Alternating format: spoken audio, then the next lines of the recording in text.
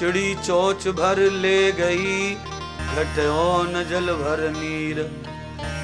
चिड़िया के पानी पीने से जैसे सागर और सरोवर खाली नहीं होते, ऐसे ही धार्मिक दान पुण्य करने से कभी घटोत्तरी नहीं होती, धन घटता नहीं है। कभी करके देख लो, अनुभव करते हो तो समझते भी हो। साल के साल तो कथा हो रही है, जो भी थोड़ा बहुत सहयोग करते हैं उनके यहाँ मात्रा गिनती अकाउंट कर लो आप, बढ़ा होगा, घट नहीं सकता था। साल में बढ़ेगा जरूर पर घटेगा नहीं। आप मेरी बात मत मानो, अपना हिसाब खुद निकाल लो घर पे जाके। 2014 में क्या था आंकड़ा और 2019 का, 18 का, 17 का आंकड़ा क्या है वो निकाल लो ना, क्या फर्क पड़ता है। आप किसान हो, मजदूर, जो भी आप है निकालो, आपको नजर आएगा फर्क। कैसे फर्क नजर आएगा?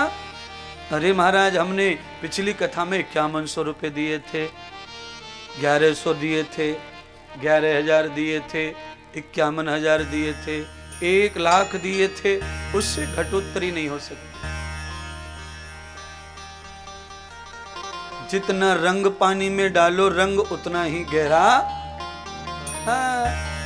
अब चुटकी भर बाल्टी भर में डाल दो तो हरा हरा तो हो जाएगा पर गहरा नहीं होगा। यानी कम दान का भी है फल, ऐसा कहना है। आप कितना कम करते हो उसका भी फल है पर गहरा नहीं। रंग तो मिलेगा, स्वाद तो मिलेगा, पर गहरा चकाचक नहीं मिलेगा। एक बार डाल दिया बाल्टी भर के होली में जीजा पे तो जिंदगी भर कपड़ा ना छूटे, ऐसा रंग। तो थोड़ा चम्मच भर के घोल लो महाराज, ऐसा दान हो जावे कि सब देव प्रसन्न हो जाएं। तो भैया एक एक चुटकी आशीर्वाद देंगे तो 33 करोड़ देव हैं, कितना आशीर्वाद जमा हो जाएगा। निपटेगा नहीं। ये भावनात्मक ब्लैकमेलिंग नहीं है। कोई सोच रहा हो महाराज भावना में डाल के लूटेगा, है?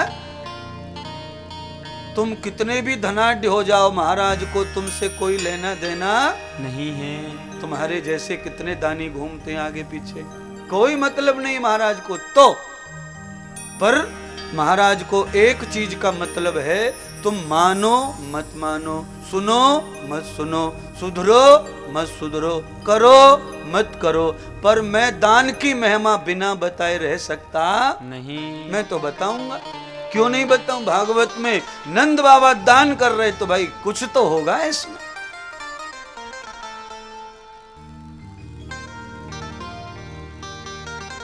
और तुम होते कौन हो भैया? बोलिए ना, तुम हो कौन?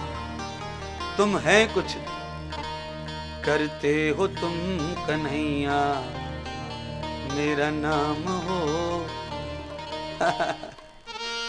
मेरा आपकी कृपा से है,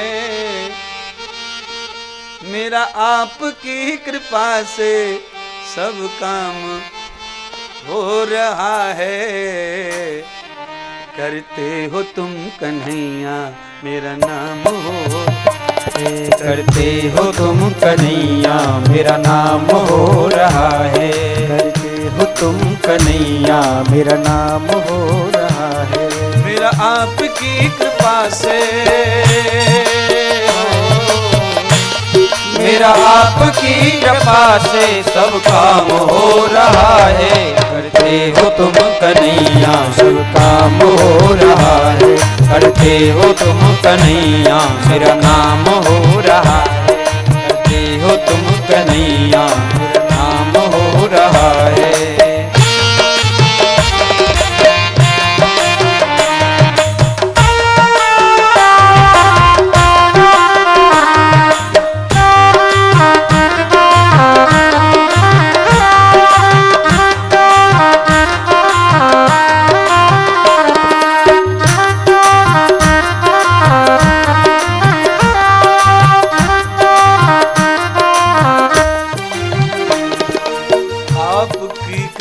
से सब काम हो रहा है।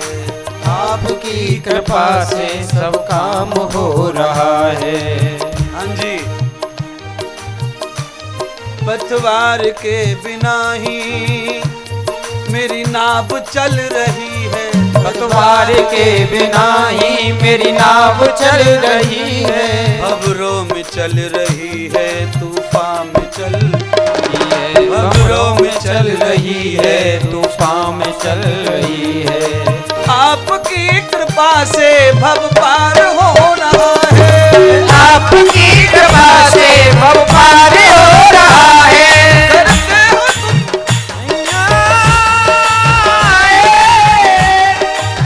हो तुम कन्हैया, मेरा नाम हो रहा है। मेरा आपकी कृपा से सब काम हो रहा है। मेरा आपकी कृपा से सब काम हो रहा है। आपकी कृपा से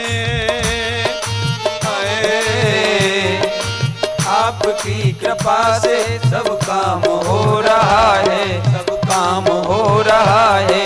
करते हो तुम कन्हैया, मेरा नाम हो रहा है। करते हो तुम कन्हैया, मेरा नाम हो रहा है। करते हो तुम कन्हैया, मेरा नाम हो रहा है। करते हो तुम सवरिया, मेरा नाम हो रहा है। करते हो तुम समरिया, मेरा नाम हो रहा है। करते हो तुम कन्हैया, मेरा नाम हो रहा है। सब कुछ करने वाला तो भगवान ही है। ये सब ज्ञान की बात नहीं है, ये तो सब आप जानते हैं। और आप जब चार लोग बैठते हैं तो आप ही चर्चा करते हैं, भाई क्या है, सब भगवान का है, हमारा क्या है, ये तो सब हाथ का मैल है, धन दौलत आप ही बोलते हैं। याद रखना, पर ये बेईमानी का शब्द है। अगर धन हाथ का मैल है तो जैसे मैल को हम खा नहीं सकते, उससे लालच नहीं करते, तो धन से लालच कैसे हो जाता है तुम्हारा? हाँ, हाथ का मैल है, मेहनत का, परिश्रम का फल है धन।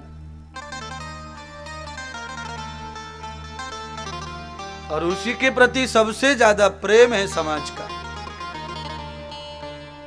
कुछ दुनिया में दानी भी होते हैं और कुछ लोग ऐसे होते हैं कि जीवन चला जाए पर 1 रुपया उनका खर्च नहीं होना चाहिए। ऐसा ही एक दृष्टांत याद आया, पंडित जी ने दिया है, यानी उन्होंने याद करवाया है, तो हमारा ही हो। आप में से यहां बैठा हुआ कोई एक शख्स ऐसा भी हो सकता है जैसा ये दृष्टांत में बताया है। कहते हैं महात्मा जन, एक गांव था टेका पार्क के बगल में, कौन सा था नाम नहीं बताता,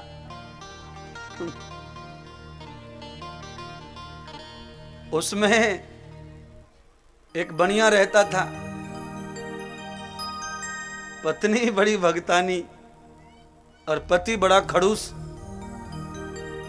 अच्छा, खड़ूस भी अलग अलग प्रकार के होते हैं। कुछ खड़ूस ऐसे जो नहाने धोने में तो माहिर होते हैं, जल्दी नहाते हैं, जल्दी करते हैं, कपड़े अच्छे पहनते हैं और इठलाते अकड़ाते फिरते हैं, ये भी खड़ूस है। और एक खड़ूस ऐसा होता है जो एक बार खड़ा है मतलब दोबारा जिंदगी में कभी झुकना ही नहीं है। नहाना धोना, भजन ध्यान, पूजा पाठ, दान पुण्य, कथा भागवत सख्त न भरत। पत्नी बड़ी परेशान, पत्नी ऐसे दुष्ट है, और मेरी करवा चौथ कैसे अकेले का फल देगी? करवा चौथ पत्नी करे पति के लिए, उसमें एक आध पंचमी पति को भी करनी पड़ती है, नहीं तो करवा चौथ अकेली से उद्धार नहीं होता। तो सेठानी ने भगवान से प्रार्थना की, प्रभु कभी ऐसा दिन भी आएगा जो मेरा पति भगवान का भगत होगा, दान पूजा करेगा, पर भगवान कोई सामने हो तो जवाब देवे सेठानी का। एक दिन पत्नी ने कहा कि तुम कितने आलसी हो, तुम्हें फ्री का भगवान का नाम नहीं लिया जाता। तो सेठ ने क्या, तू ही ले ले नाम, तू का कम लेती, जब तेरे नाम का फल आएगा उसी में से आधा मैं ले लूंगा। सेठानी बोली, भक्ति का फल किसी को बंटता नहीं है, ये सब अपना अपना होता है। जब जाएंगे दुनिया छोड़ के तो वही अपने साथ जाएगा। सेठ जी ने बोला, तू बकवास करती है, जाने के बाद में क्या पता क्या साथ जाता क्या नहीं जाता, कोई किसी को कोई देखा है किसी ने कि ये भक्ति का फल जाता है कि नहीं जाता है। नास्तिक तो नास्तिक। सारा गांव मौनी अमावस्या आई, पूरा गांव गंगा नहाने के लिए, पर ये जड़ तब भी वो उसके लिए भी तैयार नहीं। अंत ऐसा हुआ कि सेठानी रोने लगी, खाना पीना छोड़ दिया और यहां तक कह दिया कि आज अगर तुम 10 किलोमीटर दूर गंगा है वहां तक नहाने नहीं गए तो मैं घर बार छोड़कर बच्चे छोड़कर चली जाऊंगी, मैं इस घर में नहीं रहूंगी। भाई साहब पत्नी को खुश करने के लिए बिना मन के गंगा नहाने चला गया। अच्छा सब लोग थोड़ा तांगे घोड़ी में बैठे, 2-4 रुपए खर्च किया भाड़े कूड़े में, पर सेठ जी पैदल पैदल जा रहा है। पैसा गांव में सबसे ज्यादा, पर तांगे रिक्शे वाले को भी देना मंजूर। पहुंच गया घाट पे नहाने के लिए। अब घाट पे ये तलाश रहा है कि फ्री का घाट कौन सा है। अच्छा ये गंगा के ऊपर बड़ा टेंशन है, सब भाड़े के घाट समझो आप। भाड़े का घाट मतलब कोई भी नहाने वाला चला जाए वहां पर सब जाति के लोग पंडित जी बने बैठे। अब खाली मैं ब्राह्मणों की कहूं तो गलत है, वहां तो जिसको देखो ब्राह्मण बना बैठा है। न जाने कौन कौन से प्रांत के लोग आके गंगा के किनारे बसे, झोपड़ियों में रहते हैं। सुबह दुनिया भर का तिलक लगा के, चोटी पाटी रख के, लाल कपड़े करके घाट पे बिल्कुल त्रिपाठी बन के बैठे रहते। जैसे गंगा पे पहुंचा पंडित जी पीछे पड़ गए, कुछ आगे से कुछ, महाराज बोलो पिता की शांति की, मम्मी की शांति की, बुआ की शांति की, फलानी की शांति की, ढिकानी की शांति, फलाना संकल्प के ढिकाना संकल्प, फलाना एक वो। सेठ जी ने कहा कि कोई संकल्प नहीं है और सब फुल शांति है, जिंदे मरे सब खुश है। नहा नहीं रहा, सब नहा रहे, सब संकल्प कर रहे, आना दो आना रुपया सब दे रहे पंडितों का, वही जीवन है। सेठ जी ने देखा कि जिधर कोई जाना ही पसंद नहीं करता उधर चलो, तो जहां पे ये शमशान होता है बॉडी जल रही थी वहां पहुंचा नहाने के लिए।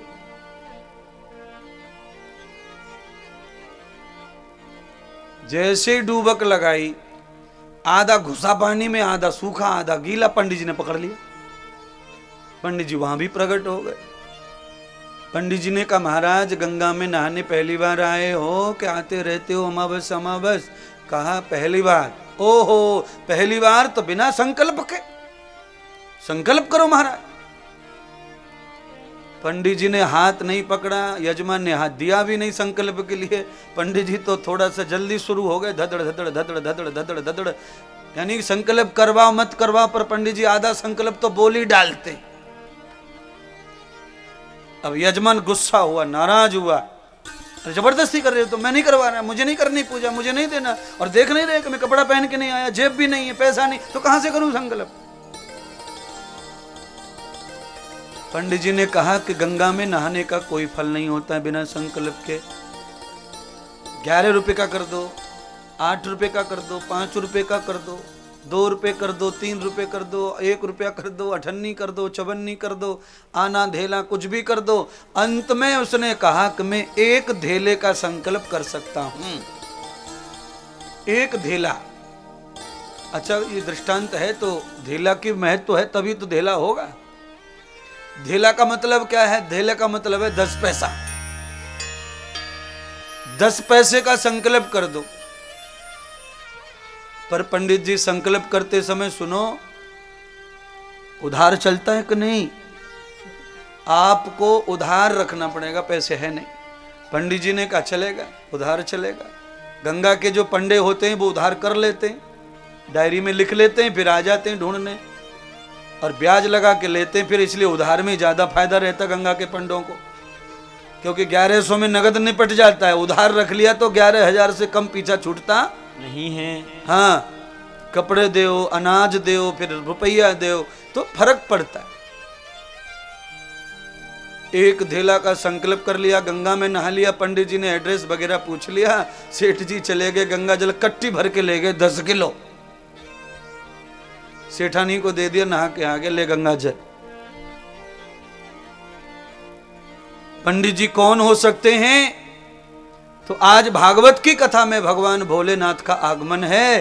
कहते हैं शमशान में भगवान शिव जी ने ही ब्राह्मण का रूप धारण किया हुआ था। तम ब्राह्मणम यथा शंकर व्यापकम यज्ञ कर्मणाम। यज्ञ कर्म जो संकल्प से करते हैं, उस संकल्प को पूरा करने का काम ब्राह्मण के रूप में शिव ही करते हैं। जैसी अठवाड़िया बीती, शिव जी पहुंच गए, ब्राह्मण बन गए दरवाजे पर। अरे दानी दालचंद हैं क्या? सेठानी निकल के बाहर आई, महाराज कौन है आप? तो कहा मैं गंगा का पंडा हूं, तुम्हारे पति गंगा नहाने आए थे तो सब संकल्प करके आए थे, 10 पैसे का 10 पैसा धेला भर। अंदर गई जल्दी से और पति को कहा तुम बड़े बदमाश हो, छाती पर रख के ले जाओगे पैसे को, पूजा पाठ भी उधार। घर तक आ गया पंडा मांगने के लिए, क्या मोहल्ला वाले कहेंगे, शर्म है कि नहीं थोड़ी बहुत, इतना क्या लालच। पत्नी को लगा कि मैं कड़क बोलूंगी उल्टा सीधा तो ये संभल जाएगा और कुछ दे देगा पंडित जी को। उसने कहा बड़बड़ बंद करे, पंडित जी को जाके चुपचाप कह दे कि वो बीमार हैं और रायपुर के हॉस्पिटल में एडमिट है। कमाल हो गया भाई। अच्छा पंडित जी नहे तो हैं भाई, किसी के घर में कैसे घुसे चले जाएं, कोई आमंत्रण करे आदर करे तो ब्राह्मण जाए, जबरदस्ती कैसे घुसे। पत्नी दरवाजे पे ही आई, मैं झूठ नहीं बोलूंगी, चाहे कुछ भी हो जाए, मैं तो बताऊंगी अंदर पसर रहा है। अगर तू मेरी पत्नी है तो मेरी आज्ञा का पालन करो, मैं झूठ कहूं या सच कहूं, तू मेरी बीवी है, मेरी गुलाम है, मेरी आज्ञा का पालन कर और मैं जो कहूं वही बोल, नहीं तो बिस्तरा बोरी बंधने में देर नहीं तेरा। पत्नी ने कहा बड़ा भाई धूर्त है। पत्नी ने कहा महाराज कल से एडमिट हैं, वो हॉस्पिटल में बीमार हैं। पंडित जी अंतर्यामी भोलेनाथ से क्या छिपेगा, चले गए टहलने के लिए। गांव में सब देखा लीला, घूम घाम के तीसरे दिन फिर लौट के आए भगवान ब्राह्मण। दानी दालचंद हैं क्या? रोटी खा रहा था निकम्बा। पत्नी से बोला भोजन कर रहा हूं, इस समय मैं बोलता नहीं हूं, तू ही जाके बता क्या बता क्या बताऊं। तो कब बीमार थे, डॉक्टर ने ठीक से इलाज नहीं हुआ, कहे वो तो मर गए।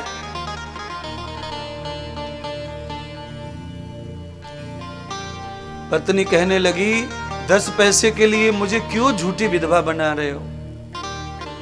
पति पत्नी के आगे मर जाए ये अच्छी बात है, मैं जिंदा हूं तुम मर रहे हो, ये कहां मेरा सौभाग्य है। इतना क्या लालच करते हो, दे दो ना पंडित जी को, पुण्य मिलेगा। चुपचाप जाके कहते मर गया। अच्छा परसों ही तो गए थे भगवान, आज तीसरे दिन मर गया। तो भगवान ने कहा ठीक है, मर गया। जैसे ही बाहर आके कहा देवी ने मर गए, वो तो मर गए। तो वहां पर लीलावती कलावती बगल में ही घर था, उन्होंने भी सुन लिया। तो वो जोर जोर से हाँ देवर जी, हाँ जेठ जी। और दालचंद की पत्नी बोले मैं कैसे रो, मैं तो जिंदा देख छोड़ के आई हूं, मैं रोऊं कैसे। अब वो जो अड़ोसी पड़ोसी वो रो रो के घर भर दिया महाराज, जिसको देखो वही रोवे। और जो नाटक लीला वो तो जानती थी, अब करे क्या, जब बाहर वाली रो रही है तो अंदर वाली को क्या करना, मजबूर है वही ऊ करने लग गई। पंडित जी ने कहा कि अब देखो भले ही हम दूर के हैं, पर अब हमारे यजमान मरे तो हमारा धर्म है कि हम शमशान तक उनकी यात्रा में बड़ी मुश्किल है महाराज। पंडित जी भी इतना जिद्दी है, छोड़ नहीं रहा। अब कान में बोल रही है ले लो, मर के भी तुम्हारा पीछा छूटा। अब पंडित जी तो वहां तक जाने का बोल रहा है, तुम तो सचमुच में ये लोग मार डालेंगे तुम्हें। अब पक्का था, श्वास खींच गया, आंखें बंद कर ली, पेट फूल गया श्वास से, पर श्वास ना ले। सब लोगों ने कहा जल्दी ले चलो, मोटा शरीर है, मोटा शरीर है, ये बदबू मारेगा, जल्दी ले चलो जल्दी। तो लोगों ने उल्टा सीधा कस लिया और लेके शमशान पहुंच गए। लकड़ियों में चिंदिया, ऊपर से ऊपर एक कंडे डाल दिए, इतना सा मुंह बचाया घी भरने के लिए। भगवान शिव जी खड़े बगल में। अब आप जानते हैं कि शमशान में भी पंडित जी की जरूरत पड़ती है। गांव में पंडित जी कहीं गए थे तो भोले बाबा ने कहा चलो जान दो, अपना जजमान है, अपनी कर देंगे पुरोहिताई। तो कहा सुनो, चिता में जब अपन रख रहे थे उससे पहले कान में मंत्र बोलना पड़ता है। अब इनके कान में वो मंत्र बोला नहीं है तो मैं अभी बोल देता, फिर ढक देंगे। भगवान ने उसके कान में कहा कि तुझे जिंदे को जलाने की तैयारी हो रही है और तू 10 रुपए 10 पैसे के एक धेला के पीछे मरने को राजी हो रहा है। तू कर क्या रहा है? ये लोग जला देंगे तुझे, अब सब रखा रह जाएगा तेरा धन माल। पंडित जी को वही जवाब देता है वो कि मर जाऊंगा पर मेरे हाथ से वो धेला छूटने वाला नहीं है। पंडित जी बार बार कहते अरे मूर्ख, ऐसा मत कर, ऐसा मत कर। वो नहीं कहता। अंत में उसने कहा ज्यादा तुम्हें दया आ रही है पंडित जी, मुझे जिंदा देखना चाहते हो तो तुम मेरे कर्जे को माफ कर दो, तभी मैं जिंदा होऊंगा। कहते हैं भगवान से जो संकल्प किया हुआ दान दक्षिणा था, दानी दानचंद ने भगवान से शमशान में माफ करवा लिया और बस खड़ा हो गया और बाहर निकल के। तो भैया कुछ लोग ऐसे भी होंगे क्षेत्र में, दानी दालचंद मर जाएंगे पर दान नहीं देंगे।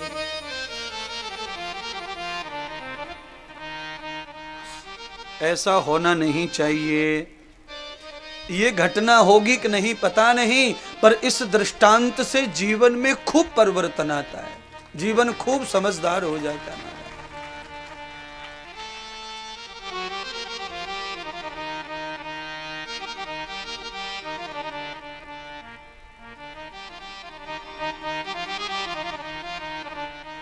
आज गोकुल की नगरी,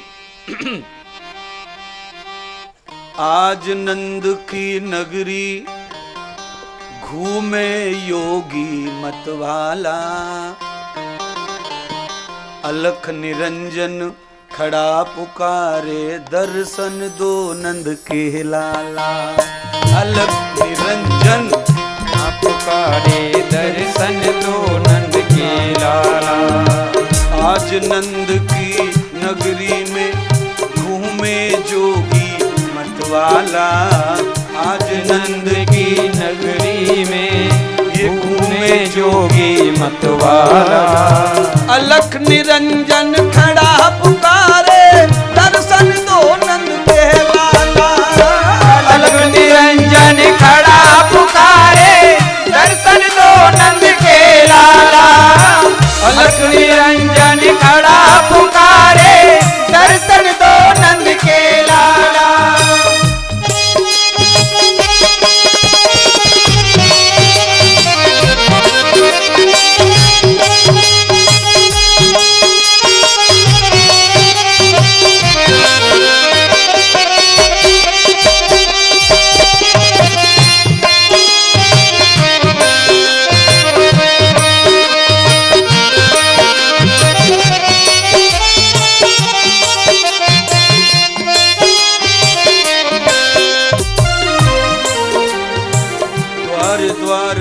खड़ा पुकारे, बोले मधुरी सी वाणी।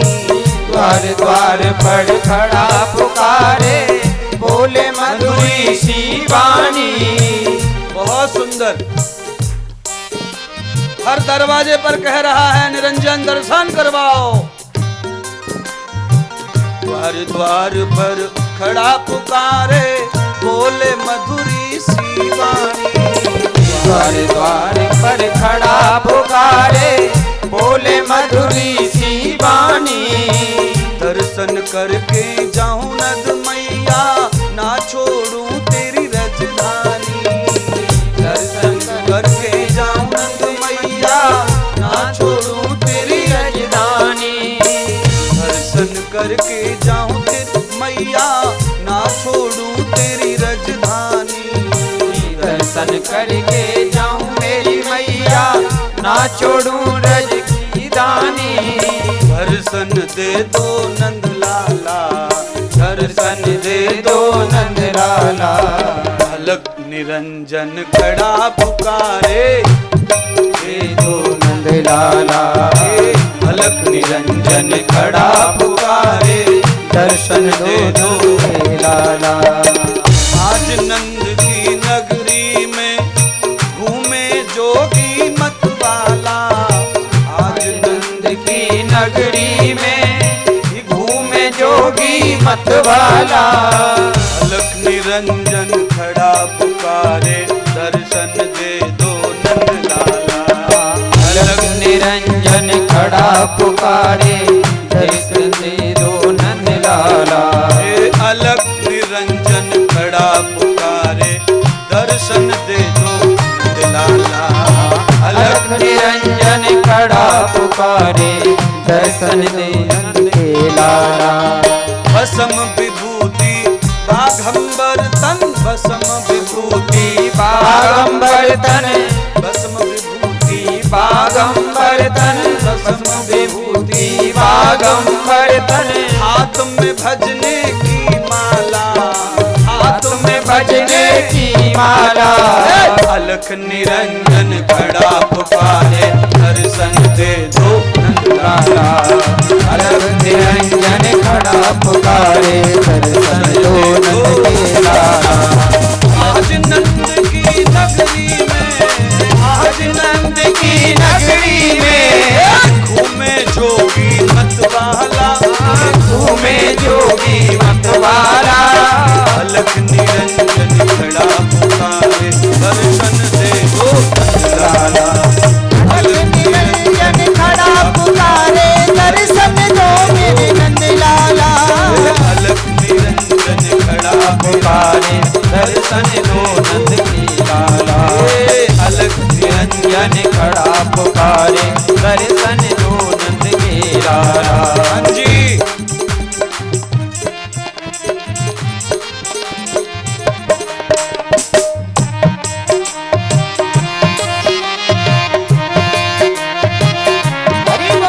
भगवान शिव का आगमन हो गया गोकुल में। अलग अलग रूप धारण करके भगवान लाला का दर्शन करना चाहते ना। बहुत रूप बदले उन्होंने, बहुत रूप बदले।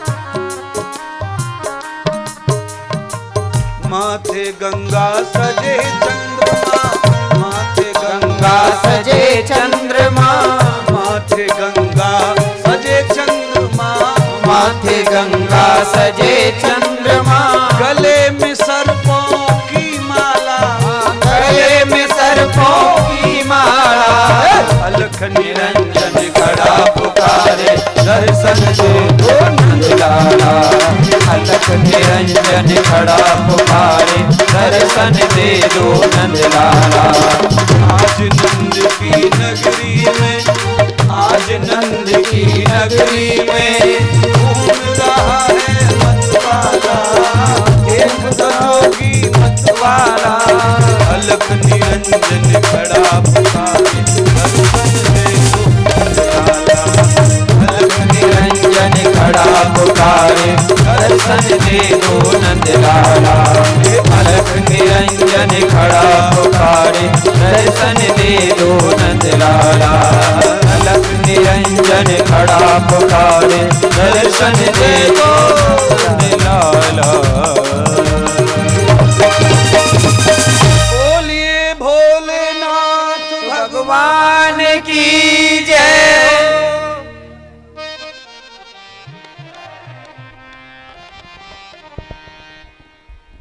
माथे गंगा चंद्र विराजे, गले में सर्पों की माला। अलख निरंजन खड़े पुकारे, दर्शन दे दो नंदलाला। भगवान शिव ने तांडव किया। भगवान प्रथम बार रोए और भगवान शिवजी ने दर्शन लिया। दर्शन हुआ, आशीष शुभकामनाएं जो है भगवान को शिव जी से प्रार्थना प्राप्त हुई और भगवान बाल कृष्ण जी ने शिव जी को आशीष दिया। अब आप एक और महत्व सुनिए इस कथा में। महत्व क्या है? जब कोई अच्छी आत्मा हमारे घर पुत्र पुत्री बनकर आती है तो उसी के प्रभाव से सब देवी देवता भी अपने गांव घर में आते ही रहते हैं महाराज। तम पुरुषम गति भूतश्च। अब हम कितने देवता हैं हमें तो पता नहीं है, पर कोई न कोई पवित्र आत्मा जरूर है इस यहाँ कार्य में, जब जिससे बार बार हमारा आगमन होता है और सब देवताओं को लेके कथा आती प्रकट होती है। भागवत सब देवों का मूल स्रोत है। भागवत में कोई देवता ऐसा नहीं है जो साक्षात निवास नहीं करता। सब देवों का वास है भागवत।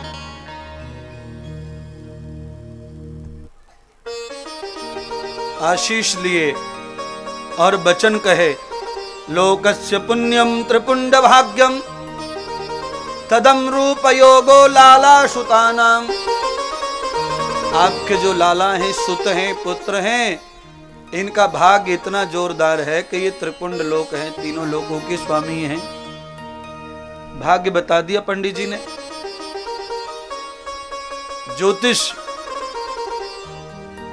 ज्योतिष पर भरोसा सामान्य रूप में नहीं होना चाहिए, पर जब कोई महात्मा असाधारण प्राप्त हो जाए तो उनकी भविष्यवाणी को भी स्वीकार करना चाहिए। कैसा ज्योतिष महात्मा? शिव जैसा,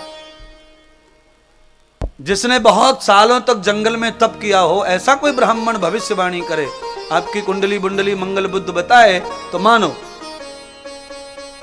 और जो बेचारे सामान्य हैं उन इस भविष्य की बात स्वीकार नहीं की जा सकती है। समय की दुर्लभता, समय की बात कोई नहीं कह सकता। क्यों नहीं कह सकता? अब सुनिए। भगवान श्याम सुंदर तो भगवान का ही रूप है, स्वयं साक्षात विष्णु हैं। पर जब गोपियों को और भगवती राधा को द्वारिका से भगवान वृंदावन ब्रज की ओर जब भेज रहे हैं तो अर्जुन को बुलाया। अर्जुन से कहा कि तुम ही योद्धा हो, बलवान हो, और इन सुंदरी महिलाओं को जंगल के रास्ते से तुम ही ले जा सकते हो बचा के। तो कहते हैं जंगल के मार्ग में जो जंगली जो भील थे उन्होंने अर्जुन को परास्त कर दिया और सब गोपियों को छिना लिया। अब बोलिए, महिमा काल की और समय की स्वयं भगवान भी नहीं जान पाए। स्वयं भगवान समय के आगे पराजित हो गए, नहीं तो वनवास क्यों हो जाता, और क्यों सीता को अग्नि में जलना पड़ता, पृथ्वी में समाना पड़ता, और क्यों भगवान राम को सरयू में जाना पड़ता। ये सब समय की ठोकर है, समय का बदलाव है। समय की गति को पाना, देखना, समझना ये सामान्य पंडित का विषय नहीं। कोई शिव जैसा महायोगी आ जाए तो समय का बोध हो सकता है।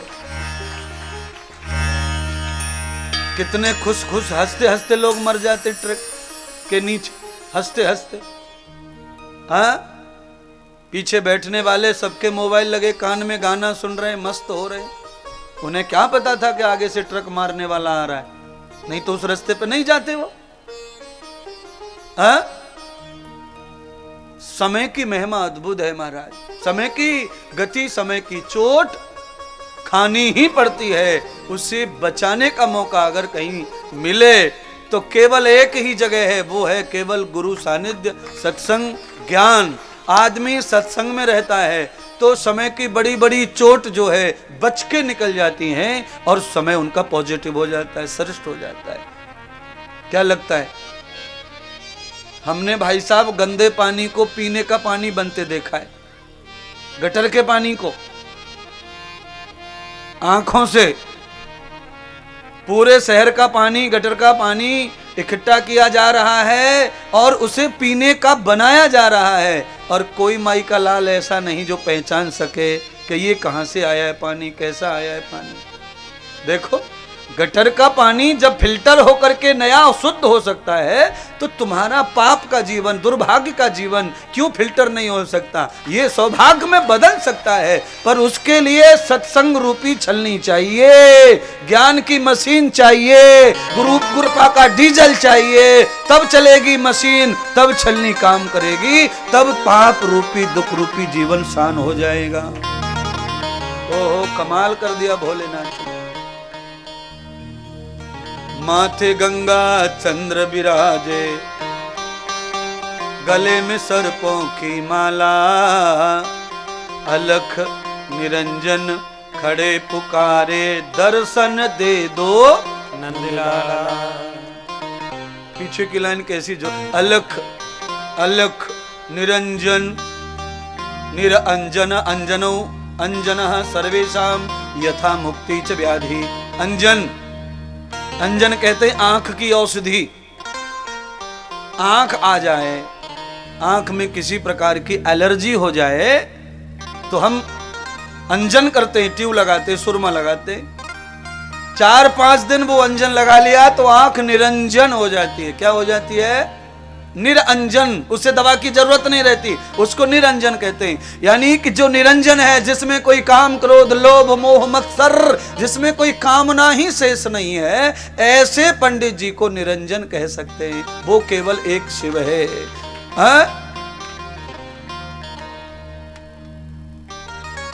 निरंजन खड़ा पुकारे, दर्शन दे दो नंदलाला। अच्छा, भगवान रोने लगे दर्शन के लिए।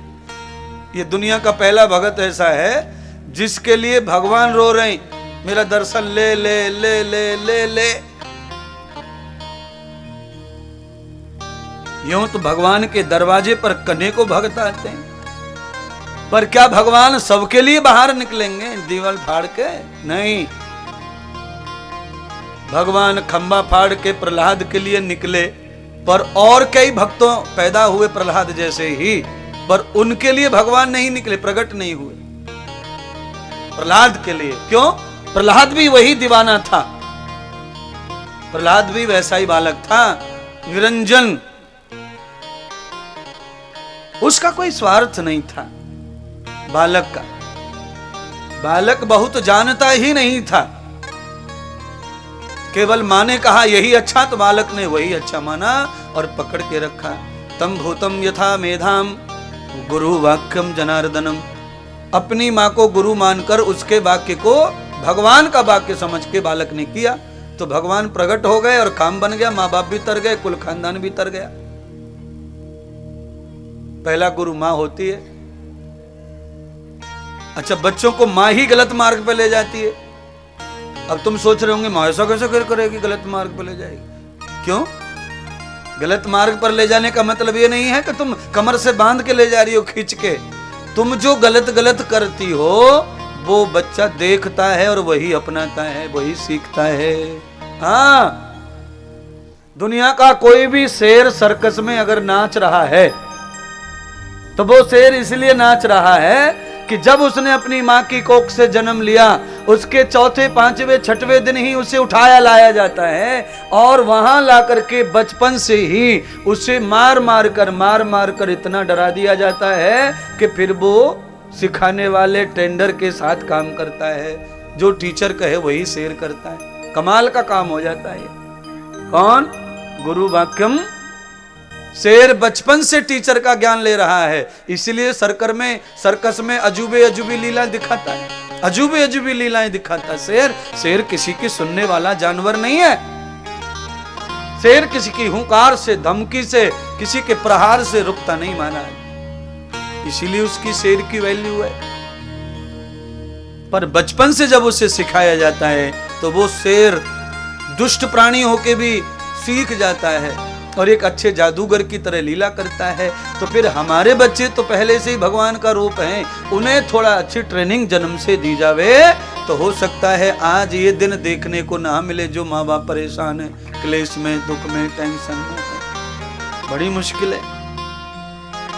छोटे छोटे बच्चे गुटखा खा रहे हैं, बहुत छोटे छोटे बच्चे शराब पी रहे हैं। बहुत ही मुश्किल की बात है। अच्छा, मम्मियों का भी बहुत बड़ा हाथ है बिगाड़ने में। क्या है हाथ? एक तो बता ही दिया मैंने। दूसरा और सबसे बड़ा वायरस क्या है बच्चे को बिगाड़ने का? बच्चे के दुर्भाग्य को पैदा करने का काम मम्मी कर लेती है, क्योंकि प्रथम गुरु है वो। आज का जो युग है ये इतना बुरा युग आ गया है कि छोटा जो बच्चा है, 2 महीने का, 3 महीने का बच्चा, जो बच्चा मोबाइल जानता नहीं है, उसके कान के बगल में मम्मी गाना लगा के रख देती है। बोलो, 3 महीने का बच्चा, मम्मी जानता भी नहीं बच्चा मोबाइल क्या होता है, पर माँ उसके बगल में रखती मोबाइल चालू करके। क्यों रखती है बताओ आप? बच्चा खुश रहे और मोबाइल की वजह से मेरा पीछा छूटे, मैं काम कर लूं, फिर रोने लग जाएगा, काम नहीं होगा। केवल इस लालच में वहां तक पहुंचा देती है उसको, नरक तक। 6 महीने का होता है, अब मोबाइल के लिए वो रोने लग जाता है। पहले माँ के लिए रोता था, अब मोबाइल के लिए रोता है। देख लो आप, घर में, हर घर में ये प्रैक्टिकल होता है, रोज देख लेना। दुनिया की कोई खुशी बच्चे को दे दो, साल भर का हो जाए तो, मोबाइल अगर नहीं दिया तो सब बेकार है उसके लिए, शांति नहीं मिलती उसको।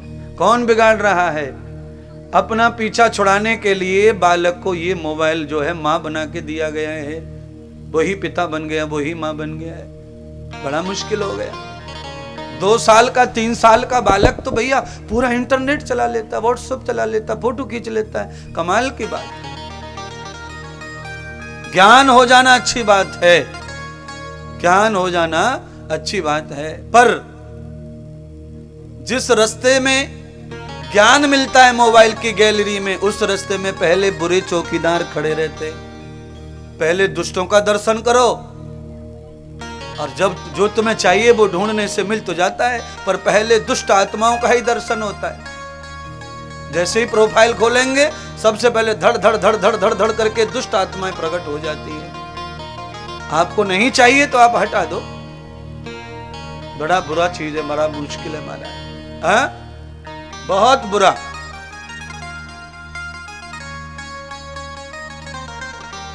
वो ऐसे ऐसे करने वाला जो था, वो उससे अच्छा दुनिया में कोई फोन नहीं है, उंगली से घुमाने वाला। जोरदार था शुरू का विज्ञान, पर जैसे विज्ञान बढ़ रहा है वैसे उत्पात बढ़ रहे महाराज। उत्पात कैसे बढ़ रहे हैं सुनिए। 12 साल की बेटी गर्भवती हो गई, उत्पात है ये। 12 साल की लड़की मां बन गई, अब सोच के छाती फटती है। लड़की को पता ही नहीं है कि मां बनना क्या रहता है, मां बन गई वो। फास्ट कैसे हुआ? नॉलेज। किसने इतना बड़ा गुरु बन के कौन आया तो कहा गूगल गुरु, सब सिखा दिया। बड़ा नुकसान हो गया। तम दर्शितम यथा पुण्यम। भाई साहब, आप जब परिपक्व हो जाएं, आपके ऊपर जब दुर्विचारों का प्रभाव ना पड़े, उस समय आप कोई भी लीला करते हैं तो वो लीला घातक नहीं होती है। पर जिस समय आप असमर्थ हैं, कोई भी लीला तुम्हारे ऊपर रंग छोड़ जाएगी, उस समय अगर कोई लीला करते हो तो तुम पिटोगे, तुम ही फंसोगे और तुम ही बिगड़ोगे। परिपक्व हो जाइए, परिपक्व। आज भगवान शिव जी के लिए घोषणा हो गई, आशीष हो गए। भगवान नारायण के लिए भोले बाबा ने, शिव जी ने आज शुभकामनाएं देते हुए उनके भविष्य की बात कही और चले गए। और भगवान अलग अलग रूप में शिव जी अब आते ही रहेंगे, बार बार बार बार। कहां चले गए? कैलाश चले गए। पर सुनिए, तम गति भूतस्य योग्यम यस्य सखा प्रियताम। भगवान शिवजी सखा बन के गोकुल में ही रमण करने लगे। गोकुल में रह गए, रमण कर लिया, रूप बदल लिया, सखा बन गए। भगवान की जितनी उम्र है बस उतने उम्र के बैठ गए, और किसी को पहचान में नहीं आ रहे, सबके साथ खेलते कूदते।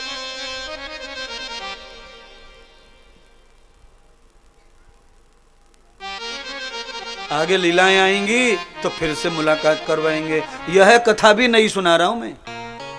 भगवान शिव सखा बन गए, बालक बन गए, गोकुल में ही है। ये पहली बार ही मैंने विस्तार दिया इस कथा को। तम गति भूतस्य योग्यम यथा शंकरम सखा।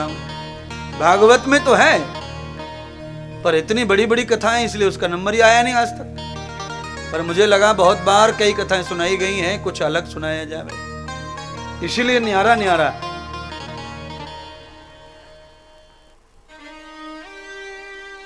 ओ भैया, ओ क्रिकेट बुट, मैं तुम्हारे लिए तो सुना रहा हूं भैया, मोबाइल के तो गीत गा रहा हूं, मोबाइल पे उधम कर रहे हो।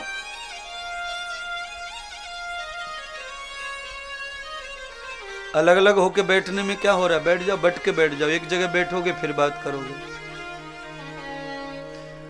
ये तो मुझे पता है कि तुम थोड़े थोड़े जवान हो रहे हो, पर इतने भी जवान नहीं हो रहे कि कथा में बाधा खड़ी कर दो, इतने भी जवान नहीं हो कि कथा को रोक दो।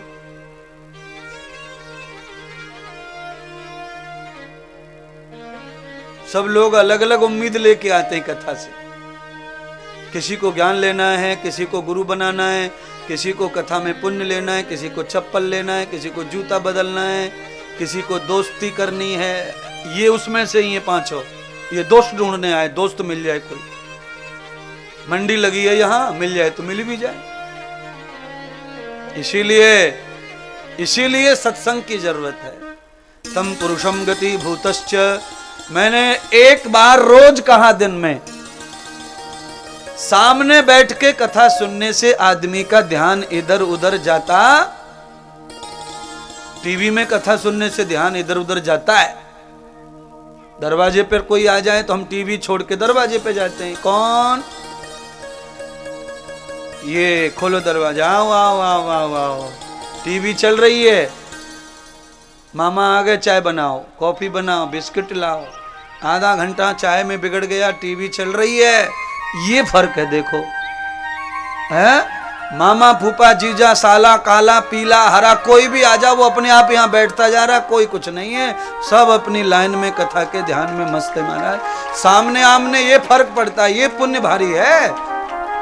पांचों हमारे बच्चे साइड में हो गए। अब मेरे पास में ऐसा धनुष है नहीं कि साइड वाले को भी मार दे, मैं आमने सामने निशाना लगाने जानता, कठिन। बुद्ध्यम बोध्यम यथा मोधम तथा मेधा सरस्वती। शब्द से ही मेधा प्रकट होती है। दुनिया का कोई भी अनुभव हो बिना शब्द के बाहर आ सकता नहीं है। कोई भी अनुभव, तुम कितने टैलेंट हो, क्या छुपा के बैठे हो दिल दिमाग में, उसे प्रस्तुत करना है तो शब्द ही चाहिए। आपके दिमाग में क्या चल रहा है वो चल चल के नष्ट हो सकता है। अगर उसमें चलने वाले को बाहर लाना है तो मुंह से ही आएगा वो। बिना शब्द बने दुनिया का कोई विज्ञान सफल नहीं है। इसीलिए अदम शब्द ब्रह्मानम तदम तेष्टो गृह्यताम यस्य कारणो प्रियात्मनम आत्मा। आत्मा का कल्याण बिना शब्द के भोजन के होता नहीं है। मंत्र क्या है? शब्द है। कथा में क्या है? शब्द है। ज्ञान क्या है? शब्द है। विवेक क्या है? शब्द है। विज्ञान क्या है? सब शब्द है। कोई चतुर आता है और वो चतुर आकर के क्या बोलता है? रुको रुको रुको रुको, नहीं ऐसे नहीं, ऐसे करो। ये क्या है? उसके अंदर छुपा हुआ बैठा था जब से टैलेंट। उसने जैसे ही देखा काम बिगड़ रहा है तो अपने टैलेंट से काम बचाने के लिए उसने ब्रेक दिया और उनको कहा ऐसे नहीं ऐसे करो। शब्द बाहर आया तब सामने वाले ब्रेक हुआ और फिर स्टार्ट हुआ। काम शुद्ध हो गया, कामनाएं शुद्ध हो गई, व्यवस्थाएं शुद्ध हो गई। तम दर्शितम यथा भोज्यम भागवतम तत्पलक्षणम।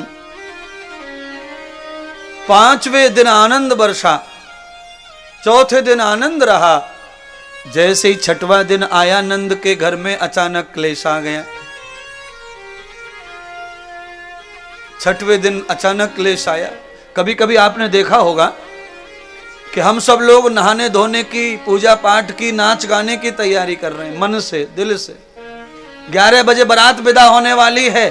सारे बराती नहा रहे, धो रहे, कूद रहे, कपड़ा बदल रहे, सूट प्रेस कर रहे और माँ गाली गा रही है, गीत गा रही है, नाचना ढोल ढमल्ले बज रहे हैं। किसी को कोई नॉलेज नहीं है कि कुछ गलत भी हो सकता है। थोड़ी घंटे के बाद में इतना बुरा हो सकता है कि सब धरा का धरा रह जाएगा। कभी खुशी की तैयारी में गम का जन्म हो जाता है, गम का जन्म। ऐसा ही हुआ मथुरा के राजा कंस, जो बड़े बेचैन, बड़े दुखी, बड़े क्लेश में थे। आज उन्होंने अमावस्या की तिथि में पूरे ब्रज के बच्चों को मारने का निश्चय किया। अमावस्या को क्यों बुरा माना जा रहा है समाज में? उसे काली क्यों माना जाता है? लोग क्यों डरते हैं अमावस्या आने से? लोगों को क्यों प्रेत भूत चुड़ैल अमावस्या के दिन दिखते हैं? लोग ज्यादातर हाई बीपी क्यों हो जाता है अमावस्या में? क्योंकि भय बैठ गया है अमावस्या का। अमावस्या तो अच्छी ही होती है।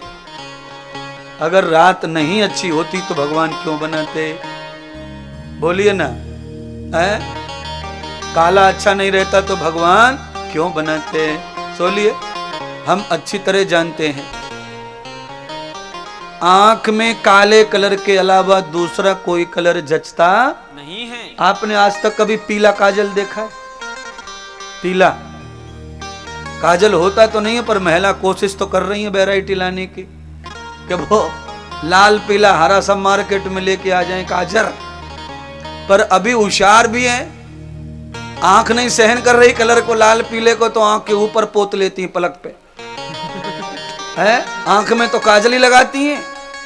ऐसा लंबा सा काजल लगाएंगी यहां तक सुई सी, यहां लकीर मार लेती हैं। आंखें हैं बुटकी सी, मछली की सी और हिरनी की सी बना लेती हैं उसको ऐसे सजा के। लोगों को फोटो में लगता है कि कितनी सुंदर आंख है, गोल चकड़ी लंबी।